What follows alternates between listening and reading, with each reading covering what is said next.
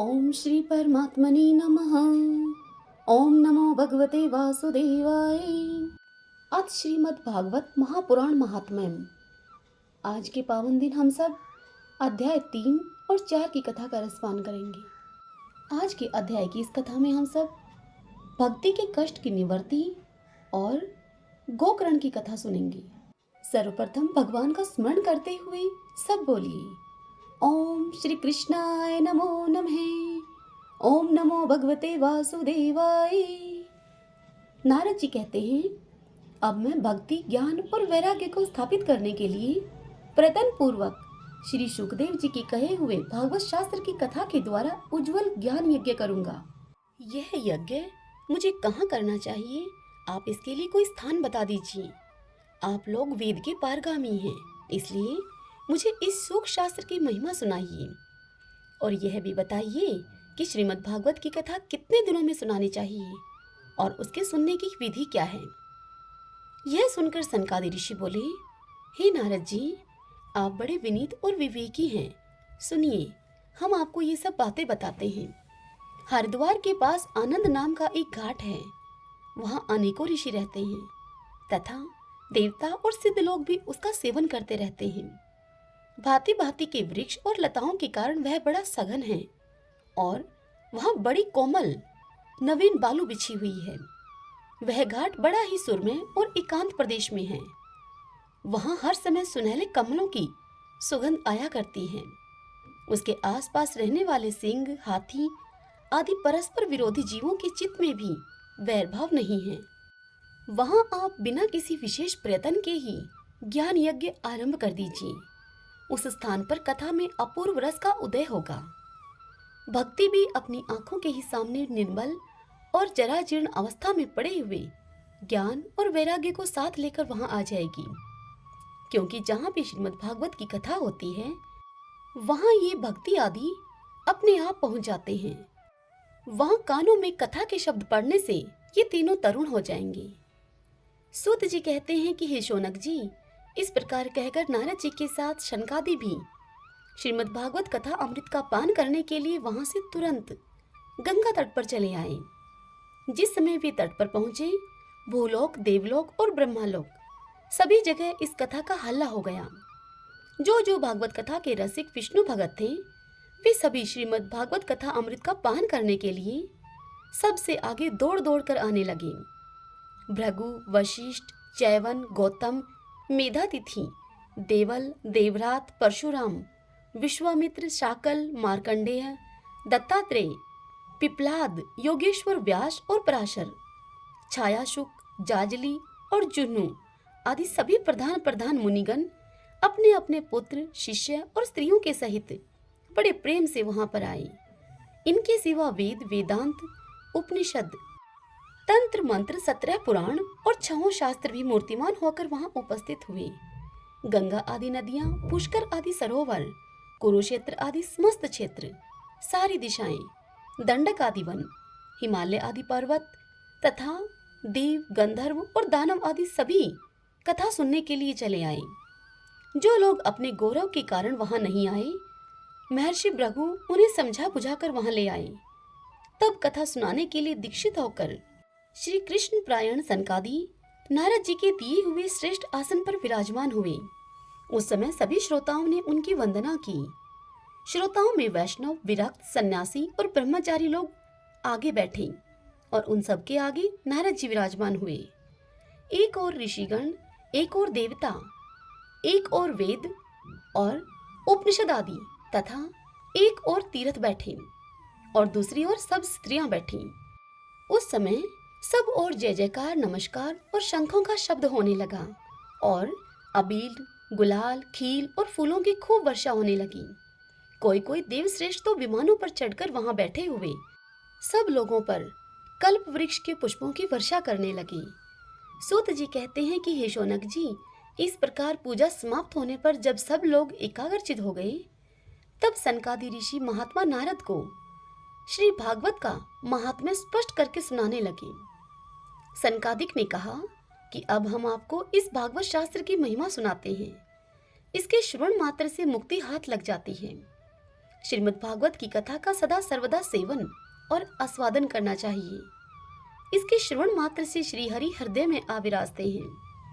इस ग्रंथ में 18,000 श्लोक और 12,000 स्कंद हैं तथा श्री शुकदेव जी और राजा परीक्षित का संवाद है। आप यह भागवत शास्त्र ध्यान देकर सुनिए। यह जीव तभी तक अज्ञानवश इस संसार चक्र में भटकता है जब तक कि क्षण भर के लिए भी कानों में इस सुख शास्त्र की कथा नहीं पड़ती। बहुत से शास्त्र और पुराण सुनने से क्या लाभ है?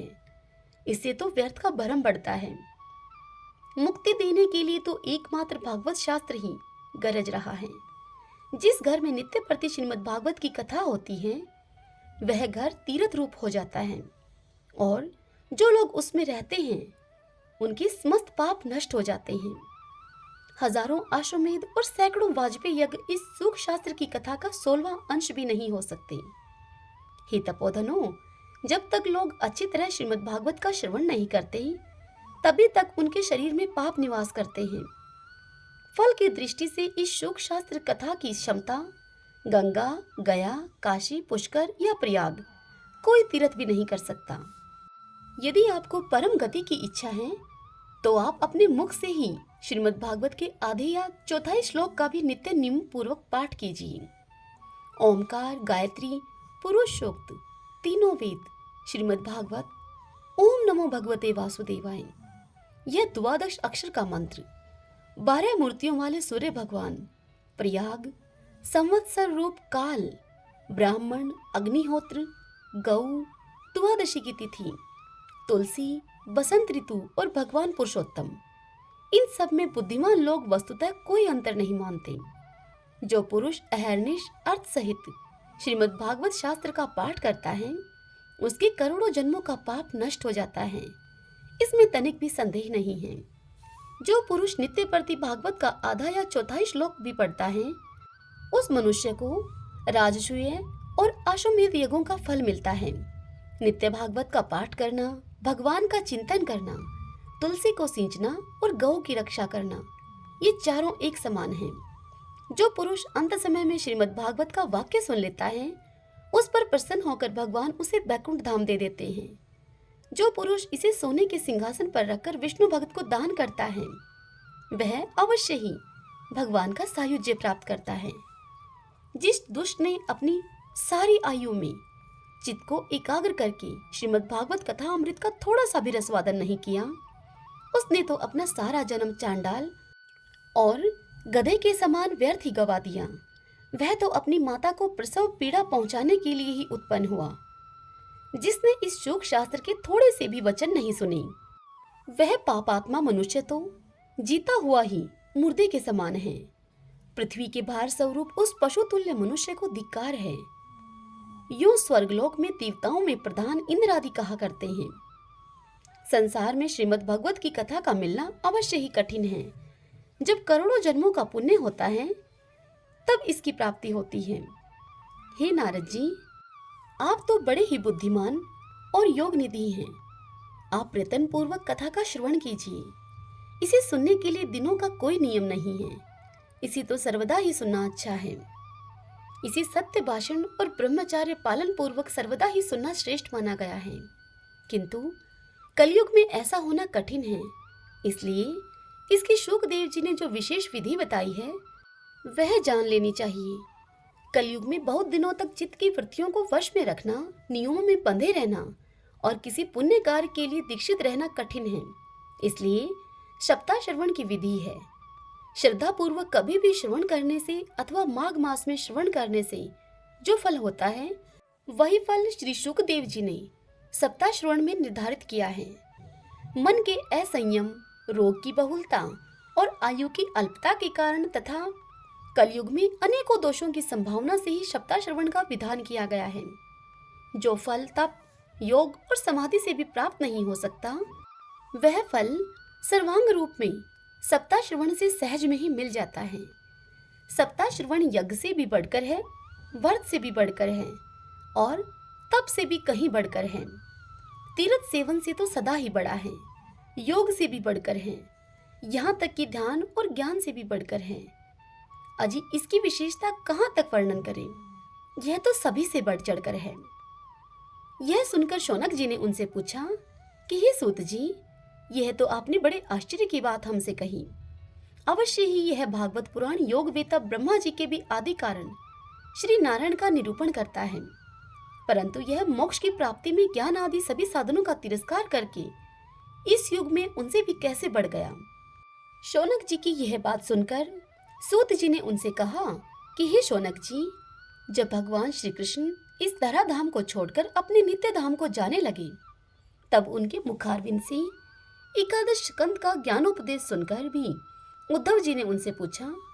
उद्धव जी बोले कि हे गोविंद, अब आप तो अपने भक्तों का कार्य करके परम धाम को पधारना चाहते हैं, किंतु मेरे मन में एक बड़ी चिंता है, उसे सुनकर आप मुझे शांत कीजिए। हे गोविंद, अब घोर कलयुग आया ही समझिए, इसलिए संसार में फिर अनेक दुष्ट प्रकट हो जाएंगे। उनके संसर्ग से जब अनेकों सत्पुरुष भी उग्र प्रवृत्ति के हो जाएंगे, तब उनके भार से दबकर यह घोर रूपिणी पृथ्वी किसकी शरण में जाएगी। हे कमल नयन, मुझे तो आपको छोड़कर इसकी रक्षा करने वाला कोई दूसरा दिखाई नहीं देता, इसलिए हे भक्तवत्सल, आप साधुओं पर कृपा करके यहाँ से मत जाइए। हे भगवान, आपने निराकार और चिन्ह मात्र होकर भी भक्तों के लिए ही तो यह सगुण रूप धारण किया है, फिर भला आपका वियोग होने पर भी भगत जन इस पृथ्वी पर कैसे रह सकेंगे। निर्गुण उपासना में तो बड़ा कष्ट है, इसलिए कुछ और विचार कीजिए आप। प्रभास क्षेत्र में उद्धव जी के ये वचन सुनकर भगवान सोचने लगे कि भक्तों के अवलंब के लिए मुझे क्या व्यवस्था करनी चाहिए। इतनी कथा सुनाकर सूत जी कहते हैं कि हे शौनक जी, तब भगवान ने अपनी सारी शक्ति भागवत में रख दी और वे अंतर्धान होकर इस भागवत समुद्र में प्रवेश कर गए। इसलिए यह भगवान की साक्षात शब्दमयी मूर्ति है। इसके सेवन, श्रवण, पाठ अथवा दर्शन से ही मनुष्य के सारे पाप नष्ट हो जाते हैं। इसी से इसका सप्ताह श्रवण सबसे बढ़कर माना गया है और कलयुग में तो अन्य सब साधनों को छोड़कर यही प्रधान धर्म बताया गया है। कलिकाल में यही ऐसा धर्म है जो दुख, दरिद्रता, दुर्भाग्य और पापों की सफाई कर देता है तथा काम, क्रोध आदि शत्रुओं पर विजय दिलाता है। अन्यथा भगवान की इस माया से पीछा छुड़ाना देवताओं के लिए भी कठिन है। मनुष्य तो इसे छोड़ ही कैसे सकता है। अतः इसे छूटने के लिए भी सप्ताह श्रवण का विधान किया गया है। सूत जी शौनक जी से कहते हैं आगे कि जिस समय सनकादि मुनीश्वर इस प्रकार सप्ताह श्रवण की महिमा का बखान कर रहे थे, उस सभा में एक बड़ा आश्चर्य हुआ। वह आश्चर्य मैं तुम्हें बतलाता हूँ, सुनो। हे शौनक जी, वहां तरुण अवस्था को प्राप्त हुए अपने दोनों पुत्रों को साथ लिए हुए विशुद्ध प्रेम रूपा भक्ति बार बार श्री कृष्ण, गोविंद, हरे मुरारी, हे नाथ नारायण, हे वासुदेव आदि भगवान के नामों का उच्चारण करती हुई अकस्मात प्रकट हो गई। सभी सदस्यों ने देखा कि परम सुंदरी भक्ति रानी भागवत के अर्थों का आभूषण पहने हुए वहां पधारी हैं। मुनियों की उस सभा में सभी यह तर्क वितर्क करने लगे कि ये यहाँ कैसे आई, कैसे प्रविष्ट हुई। तब सनकादिक ने सबसे कहा कि ये भक्ति देवी अभी अभी कथा के अर्थ से निकली हैं। उनके ये वचन सुनकर भक्ति ने अपने पुत्रों के सहित अत्यंत विनम्र होकर सनत कुमार जी से कहा। भक्ति सनत कुमार जी से बोली, मैं कलयुग में नष्ट प्राय हो गई थी। आपने कथा अमृत से सींचकर मुझे फिर से पुष्ट कर दिया। अब आप यह बताइए कि मैं कहाँ रहूं। यह सुनकर सनकादिक उनसे कहने लगे कि तुम भक्तों को भगवान का स्वरूप प्रदान करने वाली हो, अनन्य प्रेम का संपादन करने वाली हो और संसार रोग को निर्मूल करने वाली हो। अतः हे भक्ति, तुम धैर्य धारण करके नित्य निरंतर विष्णु भक्तों के हृदयों में निवास करो। ये कलयुग के दोष भले ही सारे संसार पर अपना प्रभाव डालें, किंतु वहां तुम पर इनकी दृष्टि भी नहीं पड़ सकेगी। इस प्रकार उनकी आज्ञा पाते ही भक्ति तुरंत भगवत भक्तों के हृदय में जा विराजी। जिनके हृदय में एकमात्र श्रीहरि की भक्ति निवास करती है, वे त्रिलोकी में अत्यंत निर्धन होने पर भी परम धन्य हैं, क्योंकि इस भक्ति की डोरी से बंधकर तो साक्षात भगवान भी अपना परम धाम छोड़कर उनके हृदय में आकर बस जाते हैं। भूलोक में यह भागवत शास्त्र साक्षात प्रभु ब्रह्मा का विग्रह है। हम इसकी महिमा कहाँ तक वर्णन करें। इसका आश्रय लेकर इसे सुनाने से तो सुनने और सुनाने वाले दोनों को ही भगवान श्री कृष्ण की क्षमता प्राप्त हो जाती है। अतः इसे छोड़कर अन्य धर्मों से क्या प्रयोजन है। ओम नमो नारायण, ओम नमो नारायण।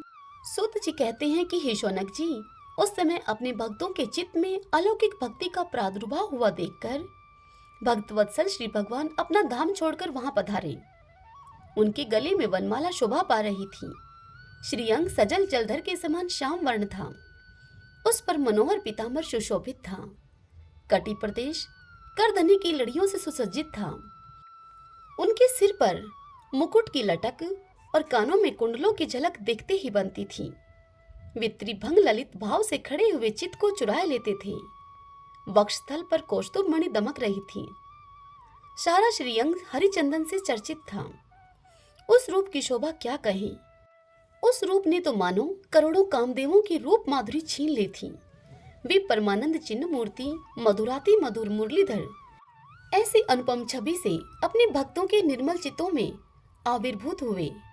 भगवान के नित्य लोक निवासी लीला परिकर उद्धव आदि वहां गुप्त रूप से उस कथा को सुनने के लिए आए हुए थे। प्रभु के प्रकट होते ही चारों ओर जय हो की ध्वनि होने लगी। उस समय भक्ति रस का अद्भुत प्रवाह चला। बार बार अबीर, गुलाल और पुष्पों की वर्षा तथा शंख ध्वनि होने लगी। उस सभा में जो लोग बैठे थे उन्हें अपने देह, गेह और आत्मा की भी कोई सुध न रही। उनकी ऐसे तन्मयता देखकर नारद जी उनसे कहने लगे, हे मुनीश्वरगण, आज सप्ताह श्रवण की मैंने यह बड़ी ही अलौकिक महिमा देखी। यहाँ तो जो बड़े मूर्ख, दुष्ट और पशु पक्षी भी हैं, वे भी सभी अत्यंत निष्पाप हो गए हैं। अतः इसमें संदेह नहीं कि कलिकाल में चित्त की शुद्धि के लिए इस भागवत कथा के समान मृत्यु लोक में पाप पुंज का नाश करने वाला कोई दूसरा पवित्र साधन नहीं है। हे मुनिवर, आप लोग बड़े कृपालु हैं। आपने संसार के कल्याण का विचार करके यह बिल्कुल निराला ही मार्ग निकाला है। अब आप कृपा करके यह बताइए कि इस कथा रूप सप्ताह यज्ञ के द्वारा संसार में कौन कौन लोग पवित्र हो जाते हैं। नारद जी की इस बात को सुनकर सनकादिक ने उनसे कहा, हे नारद जी, जो लोग सदा तरह तरह के पाप किया करते हैं, निरंतर दुराचार में ही तत्पर रहते हैं और उल्टे मार्गों से चलते हैं, तथा जो क्रोध अग्नि से जलते रहने वाले कुटिल और कामपरायण मनुष्य हैं, वे सभी इस कलयुग में सप्ताह यज्ञ से पवित्र हो जाते हैं। जो सत्य से च्युत, माता पिता की निंदा करने वाले, तृष्णा के मारे व्याकुल, आश्रम धर्म से रहित, दंभी, दूसरों की उन्नति को देखकर कुढ़ने वाले और दूसरों को दुख देने वाले हैं, वे भी इस कलयुग में सप्ताह यज्ञ से पवित्र हो जाते हैं। जो मदिरापान, ब्रह्म हत्या, स्वर्ण की चोरी, गुरु स्त्री गमन और विश्वासघात, ये 5 महापाप करने वाले मनुष्य हैं, छल छदम प्रायण, क्रूर, पिशाचों के समान निर्दयी, ब्राह्मण के धन से पुष्ट होने वाले और व्याभिचारी हैं, वे भी कलयुग में सप्ताह यज्ञ से पवित्र हो जाते हैं। जो दुष्ट आग्रह पूर्वक सर्वदा मन, वाणी या शरीर से पाप करते रहते हैं, दूसरों के धन से ही पुष्ट होते हैं तथा मलिन मन और दुष्ट हृदय वाले हैं, वे भी कलयुग में सप्ताह यज्ञ से पवित्र हो जाते हैं। हे नारद जी, अब हम तुम्हें इस विषय में एक प्राचीन इतिहास सुनाते हैं। उसके सुनने मात्र से सब पाप नष्ट हो जाते हैं। पूर्व काल में तुंगभद्रा नदी के तट पर एक अनुपम नगर बसा हुआ था। वहां सभी वर्णों के लोग अपने अपने धर्मों का आचरण करते हुए सत्य और सत्कर्मों में तत्पर रहते थे। उस नगर में समस्त वेदों का विशेषज्ञ और श्रोत स्मार्त कर्मों में निपुण एक आत्मदेव नामक ब्राह्मण रहता था। वह साक्षात दूसरे सूर्य के समान तेजस्वी था। वह धनी होने पर भी भिक्षाजीवी था। उसकी प्यारी पत्नी धुंधली, कुलीन एवं सुंदरी होने पर भी सदा अपनी बात पर अड़ जाने वाली थी। उसे लोगों की बात करने में बड़ा सुख मिलता था। स्वभाव था उसका क्रूर, प्राय कुछ न कुछ बकवाद किया ही करती रहती थी। वह गृह कार्य में निपुण थी, कृपण थी और झगड़ालू भी थी। इस प्रकार वह ब्राह्मण दंपत्ति प्रेम से अपने घर में रहते और विहार किया करते थे।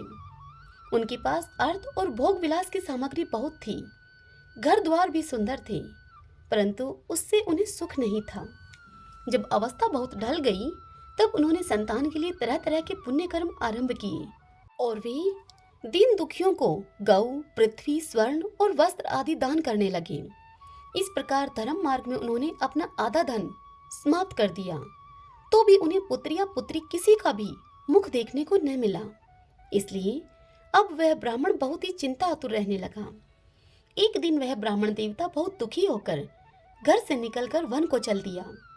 दोपहर के समय उसे अब प्यास लगी, इसलिए वह एक तालाब पर आया। संतान के अभाव के दुख ने उसके शरीर को सुखा दिया था, इसलिए थक जाने के कारण जल पीकर वह वहीं पर बैठ गया। 2 घड़ी बीतने पर वहां एक सन्यासी महात्मा आए। जब ब्राह्मण देवता ने देखा कि वे सन्यासी जल पी चुके हैं, तब वह उनके पास गया और उनके चरणों में नमस्कार करने के बाद आत्मदेव उनके सामने खड़े होकर लंबी लंबी सांसें लेने लगा। आत्मदेव को इस प्रकार देखकर वह सन्यासी पूछने लगे कि कहो ब्राह्मण देवता, रोते क्यों हो? ऐसे तुम्हें क्या भारी चिंता है? तुम जल्दी ही मुझे अपने दुख का कारण बताओ। इतना सुनते ही ब्राह्मण ने कहा, हे महाराज, मैं अपने पूर्व जन्म के पापों से संचित दुख का आपसे क्या वर्णन करूं? हे महाराज, अब मेरे पितृ मेरे द्वारा दी हुई जलांजलि के जल को अपनी चिंता जनित सांसों से कुछ गर्म करके पीते हैं। देवता और ब्राह्मण भी मेरा दिया हुआ अन्न प्रसन्न मन से स्वीकार नहीं करते। संतान के लिए मैं इतना दुखी हो गया हूँ कि मुझे सब सोना ही सोना दिखाई देता है। मैं प्राण त्यागने के लिए यहाँ आया हूँ। संतानहीन जीवन को धिक्कार है, संतानहीन ग्रह को धिक्कार है, संतानहीन धन को धिक्कार है और संतानहीन कुल को धिक्कार है। मैं जिस गाय को पालता हूँ वह भी सर्वथा बांझ हो जाती है। जो पेड़ लगाता हूँ मैं, उस पर कभी फल फूल नहीं लगते। मेरे घर में जो फल आता है वह भी बहुत जल्द ही सड़ जाता है। जब मैं ऐसा अभागा और पुत्रहीन हूँ, तब फिर इस जीवन को रखकर मुझे क्या करना है? इस प्रकार कहकर वह ब्राह्मण दुख से व्याकुल होकर उन सन्यासी महात्मा के पास जाकर फूट फूट कर रोने लगा। तब उन यतिवर के हृदय में बड़ी करुणा उत्पन्न हुई। वे योगनिष्ठ थे। उन्होंने उसके ललाट की रेखाएं देखकर सारा वृत्तांत जान लिया और फिर उससे विस्तार पूर्वक वह ऋषि श्रेष्ठ कहने लगे। सन्यासी ने आत्मदेव से कहा, हे ब्राह्मण देवता, इस प्रजा प्राप्ति का मोह त्याग दो तुम। कर्म की गति प्रबल है। विवेक का आश्रय लेकर संसार की वासना को तुम छोड़ दो। हे विप्रवर, सुनो, मैंने इस समय तुम्हारा प्रारब्ध देखकर यह निश्चय किया है कि 7 जन्म तक तुम्हारे कोई संतान किसी प्रकार भी नहीं हो सकती। पूर्व काल में राजा सगर एवं अंग को संतान के कारण बड़ा दुख भोगना पड़ा था। हे ब्राह्मण देव, अब तुम कुटुंब की आशा को छोड़ दो। सन्यास में ही सब प्रकार का सुख है, तुम वही अपनाओ। सन्यासी के मुख से यह बात सुनकर ब्राह्मण आत्मदेव ने उनसे कहा कि महात्मा जी, विवेक से मेरा क्या होगा? मुझे तो बलपूर्वक आप पुत्र दीजिए, नहीं तो मैं आपके सामने ही शोक मूर्छित होकर अपने प्राण त्यागता हूँ। जिसमें पुत्र स्त्री आदि का कोई सुख नहीं हो, ऐसा सन्यास तो सर्वथा निरस ही है। लोक में सरस तो पुत्र पौत्रादि से भरा पूरा ग्रस्त आश्रम ही है। ब्राह्मण का ऐसा आग्रह देखकर उन तपोधन ने कहा कि विधाता के लेख को मिटाने का हठ करने से राजा चित्रकेतु को बड़ा कष्ट उठाना पड़ा था। इसलिए दैव जिसके उद्योग को कुचल देता है, उस पुरुष के समान तुम्हें भी पुत्र से सुख नहीं मिल सकेगा। तुमने तो बड़ा हठ पकड़ रखा है और अर्थी के रूप में तुम मेरे सामने उपस्थित हो। ऐसी दशा में मैं तुमसे अब और क्या कहूं? इतनी बात कहकर महात्मा जी चुप हो गए। जब महात्मा जी ने देखा कि यह किसी प्रकार अपना आग्रह नहीं छोड़ता, तब उन्होंने उसे एक फल देकर कहा कि इसे तुम अपनी पत्नी को खिला देना, इससे उसके एक पुत्र होगा। तुम्हारी स्त्री को 1 साल तक सत्य, सोच, दया, दान और एक समय ही एक ही अन्न खाने का नियम रखना चाहिए। यदि वह ऐसा करेगी तो बालक बहुत शुद्ध स्वभाव वाला होगा। इस प्रकार कहकर वे योगीराज वहां से चले गए। और ब्राह्मण आत्मदेव अपने घर को लौट आया। घर आकर उसने वह फल अपनी स्त्री के हाथ में दे दिया और स्वयं कहीं पर चला गया। उसकी स्त्री तो कुटिल स्वभाव की थी। वह रो रो कर अपनी एक सखी से कहने लगी कि सखी, मुझे तो बड़ी चिंता हो गई है। मैं तो यह फल नहीं खाऊंगी। फल खाने से गर्भ रहेगा और गर्भ से पेट बढ़ जाएगा, फिर कुछ खाया पिया जाएगा नहीं। इससे मेरी शक्ति क्षीण हो जाएगी। तब बता, घर का धंधा कैसे होगा? और दैववश यदि कहीं गांव में डाकुओं का आक्रमण हो गया तो गर्भिणी स्त्री कैसे भागेगी? यदि शुकदेव जी की तरह यह गर्भ भी मेरे पेट में ही रह गया तो इसे बाहर कैसे निकाला जाएगा? और कहीं प्रसव काल के समय वह टेढ़ा हो गया तो बस, फिर तो मुझे अपने प्राणों से ही हाथ धोना पड़ेगा। यूं भी प्रसव के समय बड़ी भयंकर पीड़ा होती है। मैं सुकुमारी भला यह सब कैसे सह सकूंगी? मैं जब दुर्बल पड़ जाऊंगी तब मेरी नंदरानी आकर घर का सारा माल मता समेट कर ले जाएगी और मुझसे तो सत्य सोच आदि नियमों का पालन होना भी कठिन है। हे सखी, जो स्त्री बच्चा जनती है उसे उस बच्चे के लालन पालन में भी बड़ा कष्ट होता है। मेरे विचार से तो वंध्या या विधवा स्त्रियां ही सुखी हैं। मन में तरह तरह के इस प्रकार के कुतर्क उठने से उस ब्राह्मण आत्मदेव की पत्नी धुंधली ने वह फल नहीं खाया और जब उसके पति ने उससे पूछा कि तुमने फल खा लिया है, तब उसने कह दिया कि हाँ, मैंने फल खा लिया है। एक दिन उसकी बहन अपने आप ही धुंधली से मिलने के लिए उसके घर आई। तब उसने अपनी बहन को सारा वृत्तांत सुनाकर उससे कहा कि मेरे मन में इसकी बड़ी चिंता है। मैं इस दुख के कारण दिनों दिन दुबली होती जा रही हूँ। बहन, मैं क्या करूं? तब उसकी बहन बोली कि मेरे पेट में बच्चा है, प्रसव होने पर मैं वह बालक तुझे दे दूंगी। तब तक तू गर्भवती के समान घर में गुप्त रूप से सुख से रहे। तू मेरे पति को कुछ धन दे देगी तो वे तुझे अपना बालक दे देंगे। हम ऐसे ही युक्ति करेंगी कि जिससे सब लोग यही कहें कि इसका बालक 6 महीने का होकर मर गया और मैं नित्य प्रति तेरे घर आकर उस बालक का लालन पोषण कर दिया करूंगी। तो इस समय इसकी जांच करने के लिए यह फल गौ को खिला दे। ब्राह्मणी ने स्त्री स्वभाववश जो जो उसकी बहन ने उसे कहा था वही सब उसने कर दिया। इसके पश्चात समय अनुसार जब उस स्त्री के पुत्र हुआ तब उस पुत्र के पिता ने चुपचाप ही वह बालक लाकर धुंधली को दे दिया और धुंधली ने आत्मदेव को यह सूचना भिजवा दी कि मेरे सुखपूर्वक बालक हो गया है। इस प्रकार आत्मदेव के पुत्र हुआ सुनकर सब लोगों को बड़ा आनंद हुआ।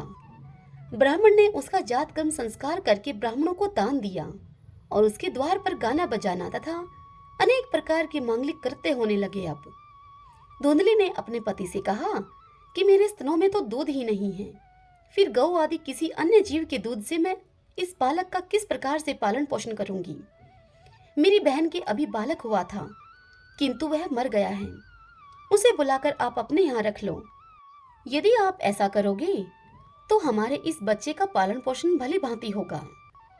तब पुत्र की रक्षा के लिए आत्मदेव ने वैसा ही किया तथा माता धुंधली ने उस बालक का नाम धुंधुकारी रखा। इसके बाद 3 महीने बीतने पर उस गौ के भी एक मनुष्य आकार का बच्चा पैदा हुआ। वह बालक सर्वांग सुंदर, दिव्य, निर्मल तथा स्वर्ण की सी कांति वाला था। उस बालक को देखकर ब्राह्मण देवता को बड़ा आनंद हुआ और उसने स्वयं ही उसके सब संस्कार किए। इस समाचार से और सब लोगों को बड़ा आश्चर्य हुआ और वे उस बालक को देखने के लिए ब्राह्मण देव के घर आए तथा आपस में सब चर्चा करने लगे और कहने लगे कि देखो भाई, अब आत्मदेव का कैसा भाग्य उदय हुआ है। कैसे आश्चर्य की बात है कि गौ के भी ऐसा दिव्य रूप बालक उत्पन्न हुआ है। दैव योग से इस गुप्त रहस्य का किसी को भी कुछ पता न लगा। आत्मदेव ने उस बालक के गौ के से काम देखकर उसका नाम गौकर्ण रखा। कुछ काल बीतने पर वे दोनों बालक जवान हो गए। उनमें गोकर्ण तो बड़ा पंडित और ज्ञानी हुआ किंतु धुंधुकारी बड़ा ही दुष्ट निकला। स्नान शौच आदि ब्राह्मणों उचित आचारों का उसमें लेश मात्र न था और न खान पान का ही कोई परहेज था। क्रोध उसमें बहुत बढ़ा चढ़ा था और बुरी बुरी वस्तुओं का वह संग्रह किया करता था। मुर्दे के हाथ से चुआया हुआ अन्न भी वह खा लेता था। दूसरों की चोरी करना और सब लोगों से द्वेष बढ़ाना उसका स्वभाव बन गया था। छिपी छिपी वह दूसरों के घरों में आग लगा देता था, दूसरों के बालकों को खिलाने के लिए गोद में लेता और उन्हें चट कुएं में डाल देता। हिंसा का उसे व्यसन सा हो गया था। हर समय वह अस्त्र शस्त्र धारण किए रहता और बेचारे अंधे और दीन दुखियों को व्यर्थ में तंग किया करता। चांडालों से उसका विशेष प्रेम था। बस हाथ में फंदा लिए हुए कुत्तों की टोली के साथ शिकार की टोह में घूमता रहता। वैश्याओं के जाल में फंसकर उसने अपने पिता की सारी संपत्ति को नष्ट कर दिया। एक दिन माता पिता को मार पीट कर घर के सब बर्तन भांडे उठा ले गया वह। इस प्रकार जब सारी संपत्ति स्वाहा हो गई, तब उसका करपण पिता फूट फूट कर रोने लगा और बोला, ऐसी संतान के पैदा होने से तो अच्छा इसकी माँ का बांझ रहना ही था। कुपुत्र तो बड़ा ही दुखदाई होता है। अब मैं कहाँ रहूं, कहाँ जाऊं? मेरे इस संकट को कौन काटेगा? हाय, मेरे ऊपर तो बड़ी विपत्ति आ पड़ी है। इस दुख के कारण अवश्य मुझे एक दिन अपने प्राण छोड़ने पड़ेंगे। उसी समय परम ज्ञानी गोकर्ण जी वहां पर आए और उन्होंने पिता को वैराग्य का उपदेश करते हुए उन्हें बहुत समझाया। गोकर्ण जी अपने पिता से बोले, पिताजी, यह संसार आसार है, यह अत्यंत दुख रूप और मोह में डालने वाला है। पुत्र किसका, धन किसका? स्नेहवान पुरुष दिन रात दीपक के समान जलता रहता है। सुख न तो इंद्र को है न चक्रवर्ती राजा को ही।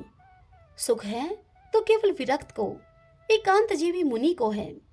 यह मेरा पुत्र है, इस अज्ञान को आप छोड़ दीजिए। मोह से नरक की प्राप्ति होती है।